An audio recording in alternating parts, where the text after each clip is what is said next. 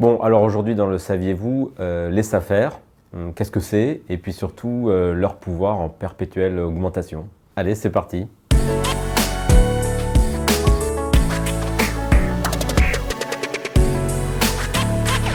C'est une société anonyme qui est créée pour les agriculteurs et qui est contrôlée par les agriculteurs. Cette institution, elle date de 1960.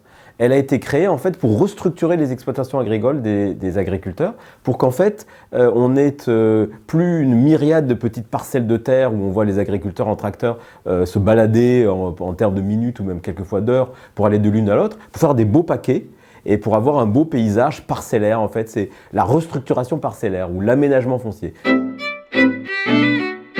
Alors son rôle pour cette restructuration, cet aménagement, consistait notamment à acheter les terres et à les rétrocéder, à les revendre.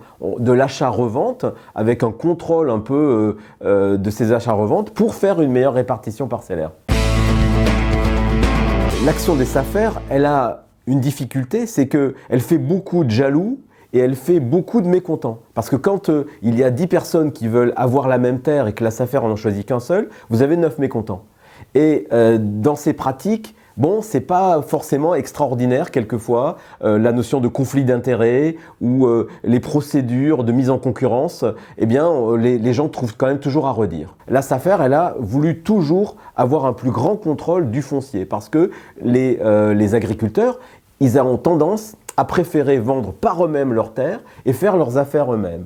Et ça, la SAFER a du mal à l'accepter et elle est dans une espèce de perpétuelle intrusion pour augmenter, accroître ses pouvoirs pour contrôler. Alors la très récente proposition, donc c'est pas un projet de loi, c'est une proposition de loi portée par des députés de LREM. Cette proposition de loi, en fait, elle vise à maintenant non plus seulement contrôler le marché des terres, mais contrôler le marché des sociétés agricoles. Et la SAFER voudrait avoir un contrôle administratif qu'elle instruirait elle-même de ces cessions de parts sociales, dès lors qu'on passerait 25% de cessions de parts sociales. Et ça pose un énorme problème. Ça pose le problème du conflit d'intérêts. Parce que à la fois, elle aurait le contrôle, elle instruirait la possibilité ou non de vendre les parts, et à côté, elle en vend. L'alternative d'abord, c'est est-ce qu'on a autant besoin de contrôler par rapport à la liberté? Est-ce qu'on est pour une société de liberté d'entreprendre, de liberté de créer, de s'associer, de vendre, d'acheter? C'est ça, c'est quand même un point philosophique qu'il faut débattre. Ou alors on veut tout le temps contrôler. Et est-ce que le contrôle, c'est mieux que la liberté? Ça, c'est la première question. Quand on dit est-ce qu'on ne peut pas faire mieux? Est-ce qu'on est obligé? Est-ce qu'on ne pourrait pas juste appliquer les lois telles qu'elles sont au lieu d'en créer chaque fois qu'il y a une année qui passe pour encore accroître les pouvoirs de la SAFER? Ça, c'est le premier aspect. Le deuxième aspect, c'est si on veut encore contrôler, mais donnez-le à une autorité incontestable. Donnez-le à l'État. Faites une autorité de contrôle étatique, publique, avec à sa présidente quelqu'un dont on ne peut pas dire qu'il aura le moins de conflit d'intérêts. C'est-à-dire, en France, on le sait, c'est le conseiller d'État ou le magistrat de la Cour des comptes. Faites contrôler par des gens absolument irréprochables et dont on ne puisse pas dire ensuite qu'ils contrôlent mais ils font des affaires. Le problème qu'on a, c'est je contrôle, je fais des affaires. C'est là que ça ne va pas.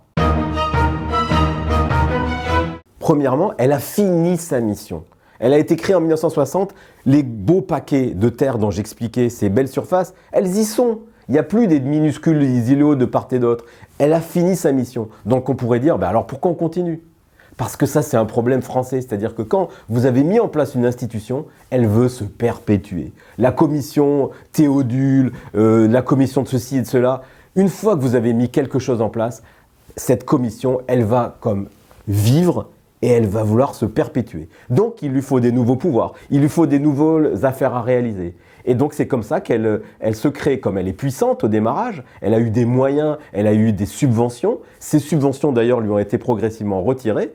Eh bien, elle va essayer d'avoir de nouvelles missions. Et la manière d'avoir de nouvelles missions, c'est du lobbying. Un lobbying extrêmement puissant et bien fait au niveau de la SAFER par une FNSAFER, une fédération nationale des SAFER, qui est un engin de lobbying, notamment auprès des députés et également auprès des sénateurs, qui vise alors à proposer des nouvelles missions. Autre point qui est quand même un point réellement, on va dire, dérangeant, c'est que la SAFER vous vend en réalité des avantages fiscaux. C'est-à-dire qu'on paye un petit peu tous l'activité de la SAFER parce que quand elle vous vend une terre, elle vous le vend avec un avantage fiscal, c'est-à-dire que grosso modo, vous ne paierez pas les droits de notation, ce qu'on appelle vulgairement les droits de notaire. Quand vous passez par la SAFER, vous ne les payez pas. En contrepartie, il faut passer par elle et là, elle vous contrôle derrière pendant 10, 15 ans avec un cahier des charges. Et ça, c'est aussi un système un petit peu dérangeant, il faut bien le dire, dans notre tradition française de liberté. Moi, ce n'est pas un problème personnel pour le cabinet d'avocats que je représente, Drouot Avocat. Parce qu'en fait, qu'est-ce que ça va faire cette loi? Ça va compliquer encore plus les transactions. Donc en fait, nous, on va nous demander encore plus comment faire. Est-ce qu'elle a le droit de contrôler? Est-ce que les motifs du contrôle étaient bons? On va créer des contentieux parce qu'on n'a jamais empêché un agriculteur ou un propriétaire de vendre sa propriété ou vendre sa société. C'est une illusion.